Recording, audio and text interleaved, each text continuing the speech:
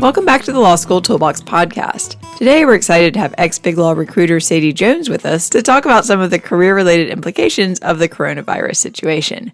Your Law School Toolbox host today is Alison Monahan, and often I'm here with Lee Burgess. We're here to demystify the law school and early legal career experience so that you'll be the best law student and lawyer you can be. Together with the co-creators of the Law School Toolbox, the Bar Exam Toolbox, and the career-related website Career Dicta. I also run the Girls Guide to Law School. If you enjoy the show, please leave a review or rating on your favorite listening app. And if you have any questions, don't hesitate to reach out to us. You can always reach us via the contact form on lawschooltoolbox.com, and we would love to hear from you. With that, let's get started.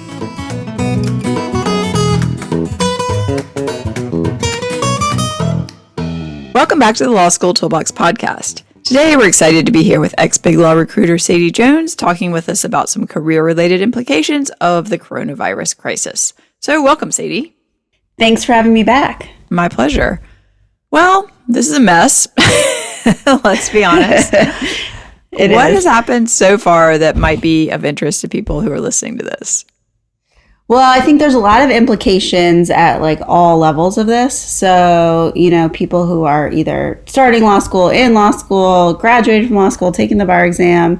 So, maybe you had a summer job that you'd already gotten earlier in the year before COVID, and then your job maybe got canceled. Maybe your summer got shortened. It was probably changed to a virtual job. There's been layoffs at law firms and other sort of post-grad jobs. I think the market is really tough right now. Obviously, the unemployment rate is very high, so it could be harder if you were just planning to look for a job. The OCI process, the interviewing process for law students, is moving back to the winter. So it'll be after, you get back from winter break, where it would normally be during the summer now.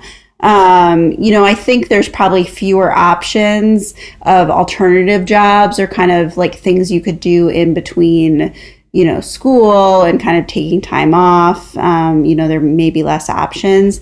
And then if you're planning to take the bar exam, obviously that is just a whole mess. A lot of exams have moved online, have been pushed back multiple times. I think there are students who are just kind of going to skip this bar season and wait till next time. So there's just been a whole lot of consequences to this for, law students at all levels. Definitely. And, I'm also hearing from people who are starting law school and are now very concerned they're not going to be able to network at their schools the way they expected to, or, they're just concerned in general about the job market. And, all these things are totally legit because it's kind of a crazy situation. And it could even affect, future law students who are applying. We don't know how long this is going to last into the future. I think there's just a lot to think about. Right. What are people supposed to do? How can people, whether they're in school or they're thinking about law school or maybe young lawyers who are struggling with some of these things, how can people handle this situation? It's pretty unprecedented.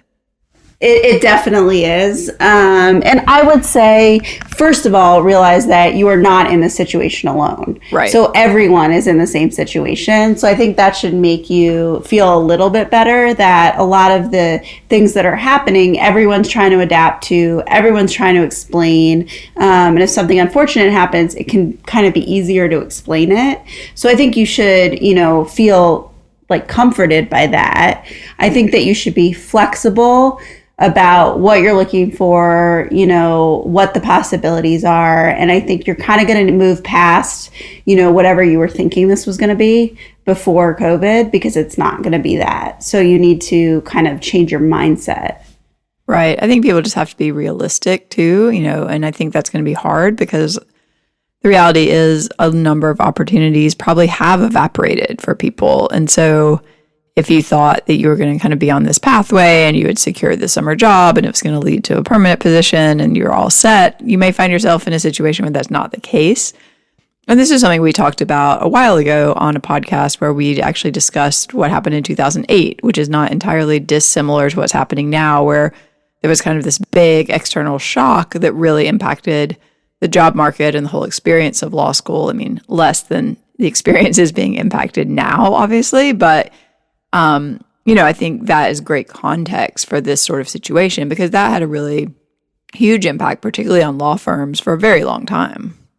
Definitely. And I actually think the people who fared the best in those situations were the people who sort of accepted it and moved forward with a new plan. So I do think there were people who were really stuck in what they wanted before, and even, they wanted a certain practice group or they wanted a certain career path. And so the people who were really stuck with that, I think kind of, fared the worst in that situation. And the people who just adapted quickly and, made themselves kind of fit whatever was needed are the ones who, came out of it the best. And maybe they ended up doing something different than they thought they were going to do. And that probably worked out just fine. Right. Now, I think flexibility is so critical here because the reality is, even if you think you've secured a position or the position you've secured is going to look a certain way, we've all seen just in the last, few weeks, like things can change suddenly. People thought like, oh, we're going to be going back to law school. And then suddenly the school decides they're not going back. These sort of things are happening with jobs too. You might think that you're getting hired for an in-person position and then that turns into something else. I think you just have to kind of roll with it for a lot of these things. Definitely. And this is a time to make it clear to your, let's say, future employer or possible future employer that you're the kind of person who's a team player. Maybe it's not going to be a full-time position. Right. Maybe they're furloughing people, whatever it is, it's just not a time to be picky or pain or anything like that because there are other people that want jobs who will do whatever, it is. So I just think like that is really important to make it clear. This is the kind of person who I am. And I know this is really hard, but I'm handling it. Right. And I think that kind of runs up against the reality a lot of people are dealing with if they have children too, which is that you might want to be that type of gung-ho, I'm going to do whatever it takes person. But if you suddenly have 3 kids at home that you're supposed to be supervising and homeschooling and doing your career, I think people just end up in like very challenging situations. And that's another like point of be realistic. Like maybe you need to not do this right now. Maybe you need to say like, I'm not going to be able to do both of these things at the same time. I definitely don't think you should sign up for something that you won't be able to do either. Hopefully employers are being as flexible as they can be. Yeah, and I think a lot of it's about communication too, trying to figure out something that can work for everyone, not trying to really hide the fact that, you're doing this other stuff too.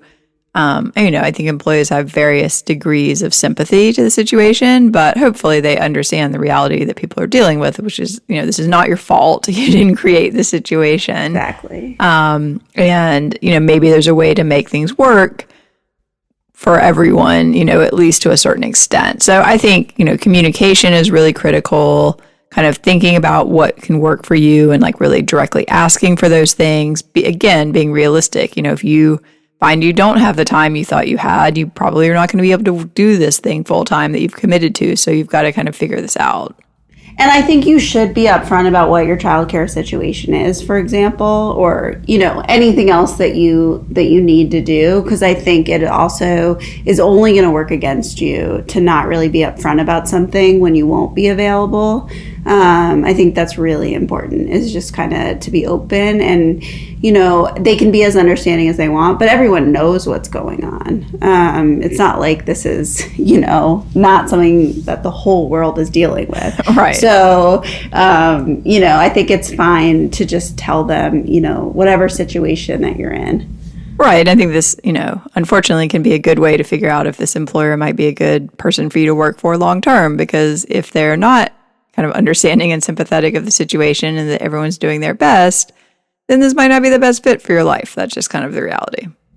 Definitely. Well, what about, how should people in general sort of handle a situation, say that it's something like they got, basically like their summer job, for example, was canceled, or they were laid off. Do you have any sort of general advice for handling these type of situations? Like if somebody asks you about it? Well, so I think it's different than, another time where, you lost your job or something like that happened, because in this situation, it's happening to a lot of people. So I would say, you can be pretty upfront about it. I would say that the key here is to think about it ahead of time and make sure you sort of have your story together, and that you work through any issues around talking about it, so that it's very, straightforward when you explain what happened. And I would focus on whatever, you did instead. So hopefully, let's say that you lost your summer job. Hopefully you found something you could sort of do with your time that was productive, whatever it was. And so you have a news story. And, it's just, this is what my firm did. They didn't have a summer class anymore. So you definitely shouldn't hide that. And here's what I did instead. Like, I do think there's a way to focus on kind of how you handled the situation and kind of made the best of it. Yeah, I agree. I think you want to be sort of fact-based about it. As you said, this is what happened, this was the situation, this is what they did, and just as straightforward as possible. This was not, even if maybe they had like some of the class go and you weren't in that part that went, whatever, no one needs to know that. Just very straightforward, like, this was the situation, and then, this is how it impacted me, and this is what I did instead. Let's dive into a few more specifics, because I'm actually really curious what you think on this one. So say that you had a summer job lined up, you were ready to go, and it evaporated. What do you put on your resume? Is this a situation where you're thinking the person couldn't do anything at all with their time? Well, I'm more thinking, say that I did something else, but it wasn't particularly on point or whatever. I found something to do. But do you think that it makes sense to put kind of what your job was going to be on the resume at all? I know sometimes people do that, like if they've been like asked to join law review and they don't join for some reason. I always think that looks a little weird, but people do it. That definitely looks weird. Now, I think it depends on what the job was going to be. Normally I would just say no, because it feels a little dishonest if you didn't do the job. If you had, let's say, a big law job and they cancel their summer program, right, I think it might be okay to put it on and say you were accepted into the summer class, and maybe they offered you something else, like you get to do next. I don't know. If they offered you something else, that's even better. But I think with something like that, that would be okay. And especially if it's something where, they'll know that, like, that firm didn't have a summer class. Right. Is even better. I probably wouldn't do it if it's obvious that, like you said before, they, like, only did it with half the summer class or something. Then I would just stay away from it, because that might be something that they would know. And you don't maybe want to be in, like, the group that didn't make it, even if it was random. I would say I would probably put on whatever you did instead of whatever you were going to do, as sort of a general rule, with the caveat, like I said, if it was sort of like a big law job. And I would just really think about how you spent your time. So even if it wasn't super relevant or as relevant, with legal experience, I'm sure that there are pieces of it that would be. And if you really dive into, did you do research? Did you do writing? Even if it was not related, that still is important. And it's fine to, I think, put like in a description under it that this was a change from what you were going to do. That's what I would suggest. Yeah, I think it's going to be very case by case. If something was fully canceled, sure, whatever. If it was prestigious, fine, put it on there. But yeah, if it was some of those other situations, maybe not. And I think even if somebody's listening to this and they're like, realistically, like, I didn't really do that much this summer after my job dried up. I think you've got to find something, whether it was even, if you can claim that you were working on a note or something, like a private piece of writing, because people are going to ask you, at least in an interview, well, I understand, like, your job didn't happen. What did you spend your summer doing? And I think you need an answer to that. Absolutely. And it, I know listening to it now, it's a little late to have done it, but I think that hopefully there's something that you can talk about that you did. And I agree, they're not necessarily going to know how involved it was. I don't think it's, unfair to kind of just say, this is what I did. You don't have to have it assume that it was like a full-time job. Right, you spent full-time 40 hours a week and working on your note. Exactly. Even if you were getting ahead in some kind of studies, like something, just hopefully there was something that you can talk about. Right. And I think it's totally fair, too, if you had other responsibilities, that was basically what you spent your summer doing. That's totally legitimate. But if you didn't have those, then you've got to come up with something. Yeah. And hopefully people thought about this, if their summers were canceled. Right. Well, you can always rehabilitate. I remember I was helping a friend with her grad school application, and she spent one summer following fish on fish tour. And we were trying to figure out, okay, how can we frame this one? We've got to put something. So that became a tour of the national parks and monuments of America. That's excellent. Yeah, because that's there's a way to reframe things. Exactly. It wasn't untrue. She's like, well, we did camp at various places, on fish tour. Just leave that part out. Exactly. It's kind of how you're framing it, I would say. Now, do not make something up. Right. That's, we would never tell anyone to do that. No, I think if you're claiming that you were working on a piece of writing, you need to be able to produce that piece of writing, even if you didn't really technically write all of it during the summer. Absolutely. So there just needs to be something. You don't want to get caught. Yeah, you can work on that now. Yeah, get to work on that. Do a whole summer's worth of effort right now. Yeah, but I think in general, people are going to be pretty understanding that this was very last minute. You probably were not able to produce another legal job immediately. Even a lot of pro bono work wasn't really feasible because you couldn't, courts aren't open, all these things. So people are generally going to understand this, but I think you do want to come up with something that you did that was at least sort of productive. Even if you were helping people, related to a lot of what's going on in the world right now, I think you could actually talk about that, if you were volunteering, something like that. Yeah, absolutely. So I think, just think of something and make it sound good.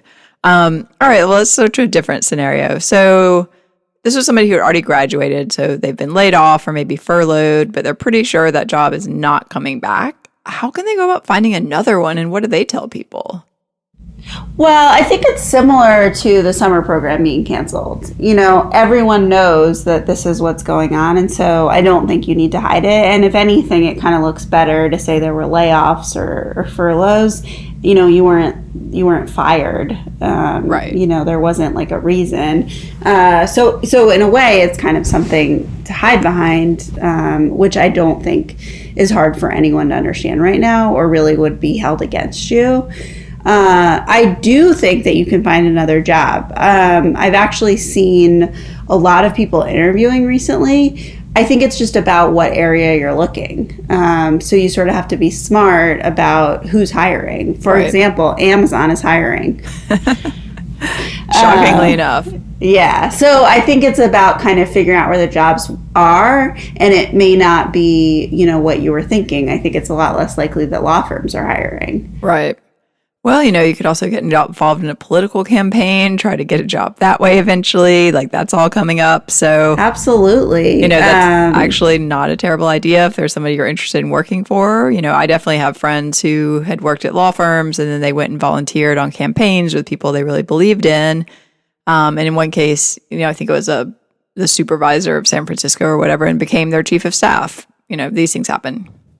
Just be creative. Think about, there actually are some sort of nonprofits and things like that are getting more funding that people are really excited about. So I think it's about figuring out, what the areas are where jobs are. But I don't think there's any issue with saying that you were part of a layoff at this point. Right. I think, again, you just have to sort of own that and just, sell the story for what it basically is. All right. What about people who are still in school? And we've talked about this a little bit on another podcast, but, people are very concerned. They thought they were going to be meeting all these people. They thought they were going to have these networking opportunities. Does law school even make sense anymore? How can people kind of deal with this? So, the going to law school question is kind of personal. But I would say that, times are tough, but there will always be a need for lawyers. So I don't know if it is a mistake long-term to do it. And especially if you're starting law school, it's a few years until you're hitting the job market. So we'll see what happens. I would say there are lots of ways to network now. And I've actually been really impressed with the ways places have been doing sort of virtual events.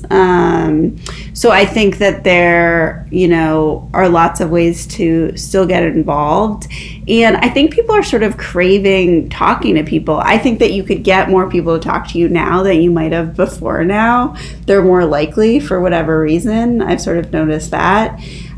So I think, like you said, we had talked a little about more specifics, but I think the idea, rather than focus on what you can't do, like there won't be the same events or clubs or different things happening. I think you have to say, okay, what is happening? Like, what online options are there? Who can I, reach out to?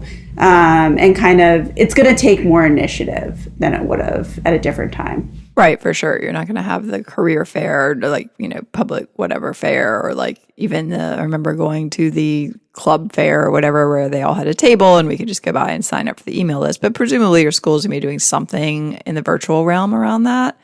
And if not, I think this would actually be a great opportunity for even an incoming student to really get involved and reach out to the people who are in charge of an organization that you would be interested in and say, hey, is there a way we can set up a Slack group, for example, so that people who are interested in this topic can talk, or, can we organize, organize some Zoom calls, for people, whatever. But I think something like Slack is really great when you can just connect with like-minded people. Because like you said, everyone's kind of searching for this. They all want to reach out and meet people. That's kind of part of the point of going to the school.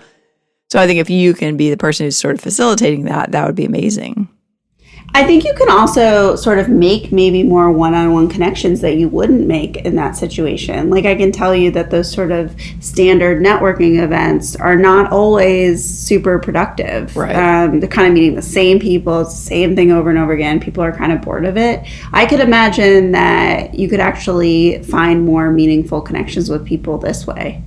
I think that's right. Just because, and I think particularly for people who don't find kind of typical in-person networking to be a lot of fun. Maybe you're more introverted, you're just not comfortable holding your glass of wine and you're chatting and whatever. I think there can be a lot of possible wins here. Yeah, definitely. All right. Well, before we wrap up, let's talk a little bit about, I'm in this situation. I'm not really dealing with it all that well. Who can help me here? Who should I be talking to or looking for help from? Well, I think there's sort of different aspects of it. So I think something we talked about before is that when you're talking about your story or you're talking with a future employer, you want to make sure that you're able to have a really sort of objective, straightforward conversation. And that may mean that it would be helpful to talk to a therapist or somebody who can help you work through some of these issues that you're having, we're all having in this situation, so that when you kind of come to the table for job things, there isn't too much emotion tied up with it. Right. You can kind of keep those things separately. I think that's really important right now. I agree. I think there's just, you don't want to go into an interview and be emoting about what happened, or angry about it or frustrated about it. I mean, of course, you can feel all of those things. They're all totally legitimate. You just can't really project them in the interview.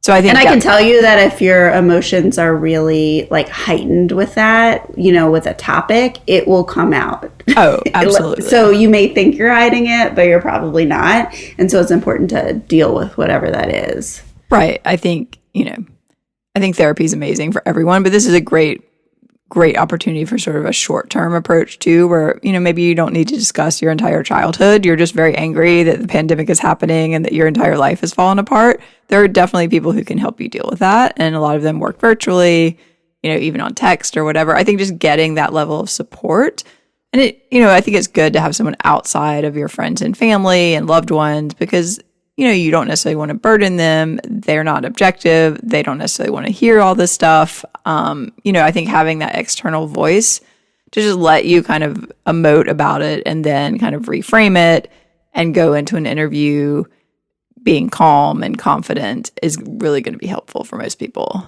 Definitely. And I think these days there's so many options at different income levels. So I think there's, something that can work for you. There are apps, there are therapists that take slide and scale. So I think it's just about kind of finding the right thing for you. Right. And your school might even give that to you for free. Yeah. So start there. Free. Exactly. Always good. And then I think you should be talking to career services in your school about, what they're offering and how they might be able to help you and what you're looking for, which could be networking or, your job got canceled and you're not really sure, how to go forward from here. And they also should have resources for alumni. So that's, wherever you are in the process. Yeah, I completely agree. I think, again, like you've already paid for these services, and this is a great time to really lean on them and tell them what you need and, have some expectation that you're going to get some version of that at least. But, also I think what students sometimes don't realize, or recent grads, is that these people are really tapped into the job market. So, they are actually having conversations with potential employers, and I'm sure they're asking them, hey, what's going on? Like, when do you think you might be hiring? Are you hiring? What does your situation look like?